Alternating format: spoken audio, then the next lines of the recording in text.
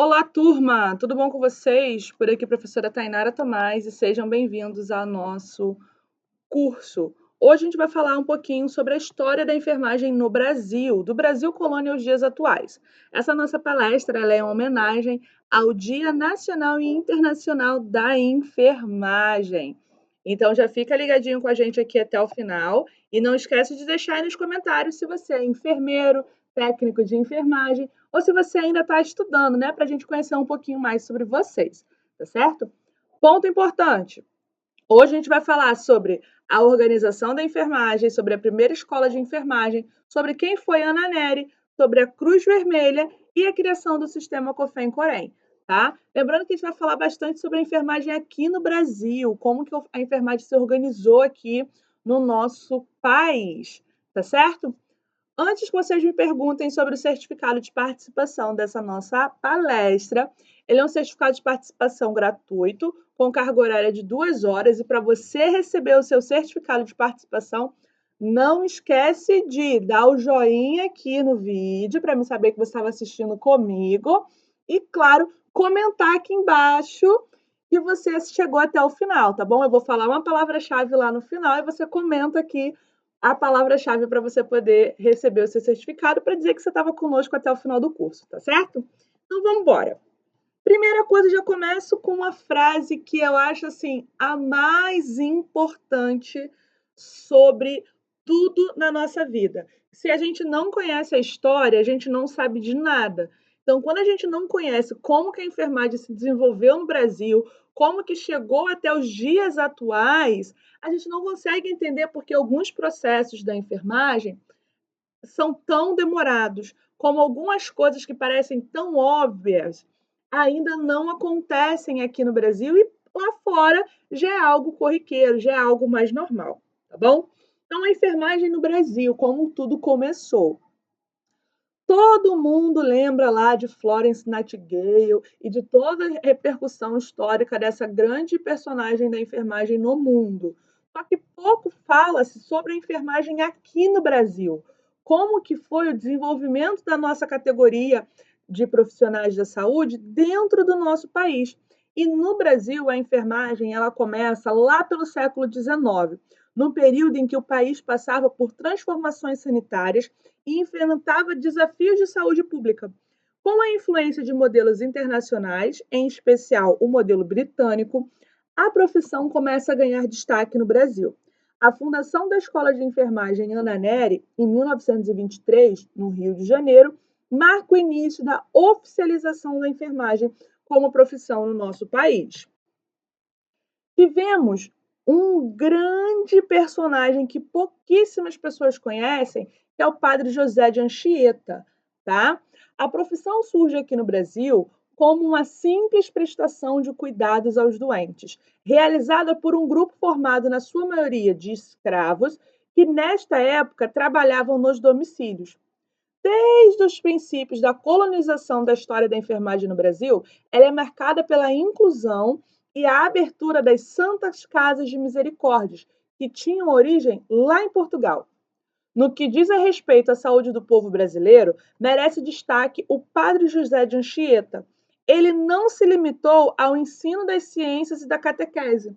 Ele foi além. Ele atendia os necessitados, exercendo a atividade de médico e enfermeiro.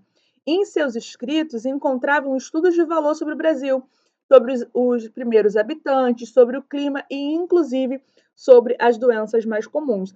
E aí do lado a gente consegue ver uma imagem relembrando, né, essa questão de como que eram as Santas Casas de Misericórdia. Então a gente começa a entender que no Brasil a enfermagem ela surge como uma prestação de cuidado, ela não surge como uma profissão, ela surge ali como um auxílio que era ofertado por essas instituições.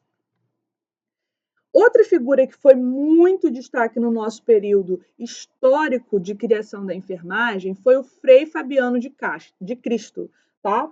Ele exerceu as atividades como enfermeiro no Brasil durante 40 anos, no convento Santo Antônio, aqui no estado do Rio de Janeiro. Outros escravos tiveram papel relevante, pois auxiliavam os religiosos nos cuidados aos doentes. Em 1733, Romão de Matos Duarte consegue fundar aqui no Rio de Janeiro a Casa dos Expostos, mas só em 1822 o Brasil toma as primeiras medidas de proteção à maternidade que se conhecem na legislação mundial. E graças a quem que a gente começou a pensar nas questões relacionadas ao cuidado materno infantil? Graças a José Bonifácio de Andrada, tá? Ele que começa ali com esses primórdios das questões relacionadas principalmente a medidas sanitárias nesses lugares onde a gente tinha o nascimento das crianças. A primeira sala de parto e cuidados infantis no Brasil começou a funcionar na Casa dos Expostos, em 1822, tá? Em 1832, 10 anos depois, organizou-se o ensino médico e foi criada a Faculdade de Medicina do Estado do Rio de Janeiro. Antes da criação da Faculdade de Medicina, a gente já tinha um local onde se tinha os partos e os cuidados infantis e tinha ali equipe que hoje a gente considera como equipe de enfermagem, tá? E aí a gente veio para a Escola de Parteiras da Faculdade de Medicina, que diplomou no ano seguinte a célebre Madame Durocher como a primeira parteira formada no Brasil, tá? E hoje a gente tem as parteiras fazendo parte, né, das categorias dos profissionais de enfermagem. Antigamente, esse sistema ele era trazido de Portugal para as Santas Casas de Misericórdia e eram incumbidos de criar e educar as crianças rejeitadas. Por isso o nome de Casa dos Expostos. Quando a criança ela nascia com alguma deficiência ou por algum motivo a família não queria ou não podia criar, ficava para as Santas Casas de Misericórdia, né, fazer esse trabalho. A história da enfermagem brasileira, do tempo do Império, raros nomes se destacavam. Entre eles, a gente merece uma menção especial a Ana Nery. Ela é uma peça fundamental na história da enfermagem no Brasil. Eu acredito que Ana Nery vocês devem conhecer muito na enfermagem, mas os outros nomes que a gente falou aqui também foram figuras importantes que merecem destaque quando a gente fala sobre a história da enfermagem aqui no nosso país. A Ana Nery, ela nasce ali em 13 de dezembro de 1814, tá? Ela nasce com o nome de Ana Justina Ferreira, na cidade de Cachoeira, no que antigamente chamava-se de província da Bahia. Ela casa com Isidoro Antônio Nery e torna-se viúva deles aos 30 anos. Professora, mas da onde que vem essa data de 12 de maio? Se Ana Nery, ela nasce em 13 de dezembro. A data de 13 de dezembro, ela vem falando de 12 de maio, na verdade, né, gente? Ela é uma data que referencia a Florence, tá? Por isso que é o Dia Nacional e Internacional da Enfermagem. Mas calma, porque a Semana da Enfermagem no Brasil vai de 12 a 20 de maio e a gente vai chegar nessa data de 20 de maio. Calma aí. Ana Nery, ela foi uma mulher à frentíssima do seu tempo, tá bom? Em 15 de agosto, ela parte para os campos de batalha, onde dois dos seus irmãos também lutavam. Ela escreveu cartas e cartas e cartas para poder participar lá da linha de cuidado dos soldados feridos no Brasil, na Guerra do Paraguai, tá, gente? E aí ela chegando lá, ela começou a improvisar hospitais e começar a atender pessoas que tinham sido ali feridas, sejam soldados ou pessoas que moravam nas proximidades que tinham sofrido ferimentos decorrentes da guerra, tá bom? Que guerra foi essa, prof? Foi a Guerra do Paraguai, gente. A única guerra que o Brasil participou, graças a Deus, que ocorreu de 1864 a 1870, sobre a previdência ali do nosso Solano Lopes, tá? O mais jovem aluno do sexto ano de medicina oferece os seus serviços médicos em prol aos brasileiros e aí a Ana ela decide ir à guerra junto. Ela foi para a guerra porque ela queria cuidar das pessoas feridas? Algumas histórias dizem que não, dizem que ela escrevia cartas ao presidente, ela escrevia cartas ali aos líderes da guerra, porque ela queria estar perto da família dela, porque os filhos dela foi, os irmãos dela foi, e ela achou que indo para a guerra seria uma forma dela estar perto deles. E o que ela podia fazer na guerra? O que ela podia fazer era ajudar os feridos, tá bom?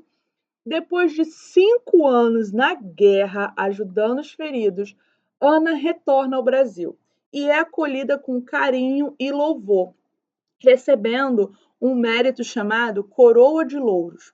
O governo imperial lhe concede uma pensão e medalhas humanitárias de campanha. Ana falece no Rio de Janeiro no dia 20 de maio de 1880. Por isso que no dia 20 de maio é comemorado no Brasil o Dia do Técnico e Auxiliares de Enfermagem, o Dia Nacional dos Técnicos e Auxiliares de Enfermagem. Ele é comemorado no dia da morte de Ana Nery, tá? E o 12? O 12 a gente faz, né? O 12 de maio a gente faz alusão a Florence com o Dia Internacional da Enfermagem, tá bom? No Brasil, a primeira escola de enfermagem fundada recebe o nome de Ana Nery, tá? Ana Nery que, como Florence Nightingale, rompeu todos os preconceitos da época que faziam da mulher uma prisioneira do lar. Ela se enche de coragem e vai para a guerra. Algumas teorias dizem que ela vai para ficar perto da família, outras porque ela tinha esse dom, né, essa vontade de cuidar, diferente do que falam de Florence, que ela teve o tal do chamado de Deus para cuidar das pessoas, né? Ambas são duas mulheres que naquela época tinham a visão, a sociedade tinha a visão que o lugar delas era em casa, que era cuidando da família, que era cuidando dos filhos. E elas rompem essas barreiras, mostrando muitas das vezes o que a gente vê hoje olhando para os profissionais de enfermagem. Quantas e quantas de nós deixamos nossos filhos em casa, nossas famílias em casas e saímos, né, para cuidar dos feridos, das famílias de outras pessoas, de desconhecidos, simplesmente ou por amor ao cuidar do próximo, ou por entender que aquilo ali é uma forma de contribuição para a sociedade que a gente vive, tá? A questão de saúde no Brasil, ela começa a se tornar um problema econômico-social. E aí a gente sai lá de 1880 e começa a entrar aqui para 1900, tá? Quem lembra de Carlos Chagas? Volta da vacina, as movimentações sanitárias, tá? No início dos anos 1990, 1900, na verdade, né, o Brasil ele começa a ter um problema muito grande de doenças infectos contagiosos, que eram trazidas pelos europeus e pelos escravos. E lá em 1900, mais especificamente em 1904, a gente começa com um problema muito sério de surto de doenças infectos contagiosas no Brasil, e isso, para quem lembra lá do SUS, em 1904, a gente teve a revolta da vacina. Um pouquinho mais para frente, em 1909, a gente tem a criação do que hoje aqui no Rio de Janeiro as pessoas chamam de Fiocruz, que foi lá o Palácio do Morisco, onde começou a pensar, né, e produzir e criar estudos e insumos em prol da saúde brasileira, principalmente das questões relacionadas a doenças infecto-contagiosas e criação das vacinas. Quem que liderou aquele grande laboratório que, quando a gente aqui no Rio passa pela Avenida Brasil, chama de Castelo? Lá estava Carlos Chagas, um outro grande nome relacionado à saúde brasileira, tá? Carlos Chagas, em 1920, tá? Numa tentativa de reorganização do serviço de saúde no Brasil, cria o Departamento Nacional de Saúde Pública, órgão que durante anos exerceu a ação normativa e executiva das atividades de saúde pública no Brasil. Esses fatos são marcantes para a história da enfermagem brasileira, porque é através da criação dessas normativas que a gente começou a pensar na formalização do profissional de enfermagem. Chagas já atuava no Brasil nas questões relacionadas a às questões sanitárias, infectos contagiosos, desde 1900. Tanto é que em 1904 ele lidera a questão da vacinação obrigatória. E somente 16 anos depois que a gente consegue criar um departamento para falar sobre saúde pública, mas ainda está longe do que a gente entende hoje como o SUS, tá? A formação de pessoal de enfermagem para atender inicialmente aos hospitais civis e militares e, posteriormente, às atividades de saúde pública começa com a criação pelo governo da Escola Profissional de Enfermeiros e Enfermeiras no estado do Rio de Janeiro, junto com o Hospital Nacional de Alienados do Ministério de Negócios do Interior. O que a gente teve? A gente teve a Escola de Enfermagem Carlos Chagas. Vamos recapitular. Em 1900, o Brasil começa um problema absurdo relacionado às questões sanitárias.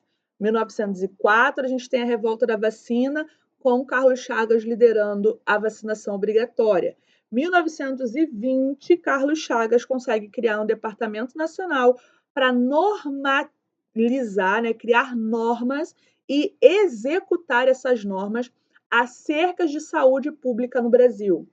Pouco tempo depois, o Brasil cria a primeira escola de formação de enfermeiros e enfermeiras aqui no estado do Rio de Janeiro. Essa escola ela vem com o nome de Escola de Enfermagem Carlos Chagas. Posteriormente, esse nome muda, tá? A escola, que de fato é a primeira escola de enfermagem brasileira, ela foi criada pelo Decreto Federal 791, em setembro de 1890, e denomina-se hoje Escola de Enfermagem Alfredo Pinto, que é pertencente à Universidade do Rio de Janeiro, a Unirio. Tá? Então, aí do lado aí vocês têm uma fotozinha com os primeiros enfermeiros que foram formados naquela época, em 1890. De fato, a Escola de Enfermagem Alfredo Pinto foi a primeira a ser criada. Mas qual que foi a primeira a ser reconhecida, Thay? Qual é que foi formulada pelo governo, foi planejada pelo governo? Foi a Escola de Enfermagem Carlos Chagas. Tá? Só que tem, junto com esse movimento sanitário e de profissionalização da enfermagem no Brasil acontecendo, a gente tem uma outra grande organização humanitária atuando no Brasil, que é a Cruz Vermelha. Não tem como falar sobre enfermagem no Brasil se a gente não fala sobre a Cruz Vermelha. Não tem como falar sobre o que a enfermagem começou fazendo, esse serviço humanitário, esse atendimento, entre aspas, ali, né, voltado pela caridade, sem falar da Cruz Vermelha. A Cruz Vermelha brasileira, ela foi organizada e instalada no Brasil no fim de 1908. O primeiro presidente da Cruz Vermelha brasileira foi Oswaldo Cruz, onde ele se destaca pela sua atuação na Primeira Guerra Mundial, em 1914 a 1918, tá? Durante a epidemia da gripe espanhola, em 1918, ele colaborou com a organização de postos de socorro e hospitalização de doentes, enviando socorristas a diversas instituições e domicílio. Muitos dos socorristas dedicaram-se ativamente à formação de voluntários, continuando suas atividades após o término do conflito. A atuação da Cruz Vermelha Brasileira foi marcante na história da enfermagem no Brasil, a mostrar a necessidade de enfermeiros profissionais. Na época, o que a Cruz Vermelha tinha? A Cruz Vermelha ela já tinha uma atuação internacional, ela chega no Brasil criando essa forma de atenção voluntária. Então, a gente começa a pegar pessoas que se interessam por causas humanitárias, principalmente essa causa de cuidados de doentes durante a guerra, que sempre foi uma vertente muito forte da Cruz Vermelha, claro, junto com as questões de humanização mesmo, né? Mas esse cuidado aos feridos de guerra foi sempre a base da atuação da Cruz Vermelha, e aqui a Cruz Vermelha ela começa a formar voluntários. E isso faz com que Carlos Chagas, Oswaldo Cruz e toda aquela galera da época comece a olhar com um olhar diferenciado e falar assim: olha, não dá para ser só voluntário, a gente precisa começar a profissionalizar esse pessoal, porque cada vez mais a gente está precisando de mão de obra e não dá para ficar só com essa mão de obra voluntária. E aí, né, gente, mostra a professora de vocês, euzinha linda aí nas minhas atuações pela Cruz Vermelha. Atualmente, eu ainda sou coordenadora de primeiros socorros da equipe de intervenção em eventos massivos da Cruz Vermelha do Rio de Janeiro, apesar de a nossa equipe, a IEM, não estar atuante no momento, tá? Mas a gente participou aí das eleições, ali das últimas eleições a gente participou de alguns eventos importantes no Rio, e hoje a gente segue aí tendo, aqui no Brasil, algumas instituições, né, da Cruz Vermelha bem mais atuantes que outras, mas a gente tem sede por quase que todos os estados, tá? Aqui no Rio a gente tem a Cruz Vermelha do estado do Rio de Janeiro, aqui em Caxias a gente tem a Cruz Vermelha de Caxias, tem Nova Iguaçu, tem Niterói, tem, se eu não me engano, tem Friburgo. Então, assim, a Cruz Vermelha ela continua mesmo lá, depois de todos os percalços que a gente passou até hoje, fazendo a formação de socorristas voluntários para atuar nessas causas humanitárias. E que isso foi um ponto que pesou muito na hora da gente falar sobre as questões relacionadas à profissionalização desse cuidado. Não podia ser só um cuidado feito por voluntários. A gente precisava ter o olhar técnico e profissional sobre isso. E quando a gente fala sobre profissionalização, a gente começa a falar sobre o sistema COFEM e COREM, o sistema onde a gente vai falar sobre a criação dos conselhos, do Conselho Federal de Enfermagem e do Conselhos Regionais de Enfermagem. Porque se agora a gente torna-se uma profissão, a gente precisa ter direitos, deveres e penalidades para quando a gente não cumprir os nossos deveres ou quando os empregadores não cumprirem os deveres deles. E aí a gente vem com a criação do sistema Corém-COFEM. A criação foi em 12 de julho de 1973, através da Lei 5.905. E aí cria-se os Conselhos Federais e Regionais de Enfermagem, constituindo em seu conjunto autarquias federais vinculadas ao Ministério de Trabalho e Previdência Social. Quais são as atribuições? Gente, o COFEM, com F de federal, ele rege a nível federal a nossa profissão. E o COREM, com R de região, ele rege a nível regional. Então, eu tenho o COREM RJ do Rio, eu tenho o COREM SP de São Paulo, eu tenho o COREM RMG de Minas. Cada estado do Brasil tem o seu COREM para reger as suas particularidades daquele estado. E acima dele, eu tenho o COFEM, que rege de forma nacional a nossa profissão. Então, para o COFEM, eu tenho a questão relacionada a normatizar e expedir instruções para uniformidade de procedimentos e funcionamento, além de aprovar as contas, propostas de orçamento e promover estudos e campanhas para o aperfeiçoamento profissional. Hoje, a gente tem o COFEM Player. Para quem não acessa isso ainda, gente, acesse, porque são diversos cursos, diversas capacitações, especializações e tudo isso gratuito, gratuito, abre aspas, pago com o valor que a gente investe anualmente relacionado à nossa unidade, à nossa anuidade. Outra coisa que aqui no Rio de Janeiro tem, e tem em vários outros estados, são os capacitas Corém, aonde essas verbas federais são destinadas para capacitação dos profissionais daquela região. E aqui no Rio a gente tem o Capacita Corém presencial e tem vários capacitas online também, que servem de forma de educação continuada para os profissionais de enfermagem e estudantes, tá bom? Então, o que que o Corém faz, o estadual? Ele vai fazer a questão da sua inscrição no conselho ou cancelamento. Lembrando que hoje você não pode trabalhar na enfermagem se você não tiver com seu registro ativo, tá? Ele vai fiscalizar o exercício da profissão. Então, ele vai ver se você está trabalhando dentro dos seus direitos e seus deveres. Ele vai falar sobre todas as instruções e resoluções, onde ele vai questionar as atribuições e ver se aquilo que você está fazendo é condizente ao seu grau de instrução. Então, se aquilo tem que ser voltado para o enfermeiro, se aquilo realmente é do técnico, se aquilo é do auxiliar. E, claro, o Corém, ele vai fiscalizar o seu local de trabalho. Ele vai lá saber se o empregador está cumprindo as normas para manutenção do profissional de enfermagem ali, tal como se o profissional de enfermagem está cumprindo seus deveres no estabelecimento. Ele é um órgão neutro.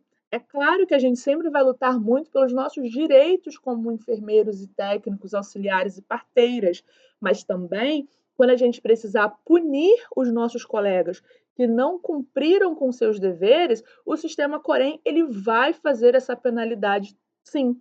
Ainda mais que uma das bases da nossa formação é a disciplina chamada ética profissional, onde você aprende todos os seus direitos e deveres. E eu sempre brinco com os meus alunos. Revisar o código de ética, estudar sobre as novas resoluções, nunca é demais, porque às vezes algo que vocês faziam lá no passado, em 1500, e as caravelas estavam chegando aqui, hoje já é um ato normativo proibido, tá? Então, vale estar sempre se atualizando em relação às suas atribuições dentro da sua categoria profissional. Temos dúvidas? Se não temos dúvidas, temos dívidas. Então, se você ficou comigo aqui até o final da aula, para me saber que você chegou no finalzinho, comenta aqui embaixo, Ana Neri. Para me saber que você chegou até o final da nossa aula. Comenta aí para mim aqui embaixo, Ana Neri. Para me saber que você ficou até o finalzinho, hein? Lembrando que o certificado de participação é para quem participou da aula, quem estava aqui ao vivo com a gente, né? Tem que ter feito a inscrição lá no nosso site, tá? Quem não pôde assistir ao vivo, vai receber o link lá para assistir a gravação, mas é importante que vocês compartilhem aí conosco as dúvidas de vocês e não deixem de colocar aqui embaixo a palavra Ana Neri para me saber que você chegou até o final. Não esqueça de se inscrever no nosso canal, deixa aí o seu like, tira aquele print maneiro, coloca lá no Instagram, no Facebook, marca a gente, né? Lá no Instagram, Prof. Tainara Tomás. Marca a gente, fala lá o que você achou, compartilha com os amigos e não esqueçam que toda semana tem uma aula ou um curso aqui no nosso canal para a gente aprimorar os nossos conhecimentos, ok? Um grande beijo, eu fico por aqui e até a nossa próxima aula.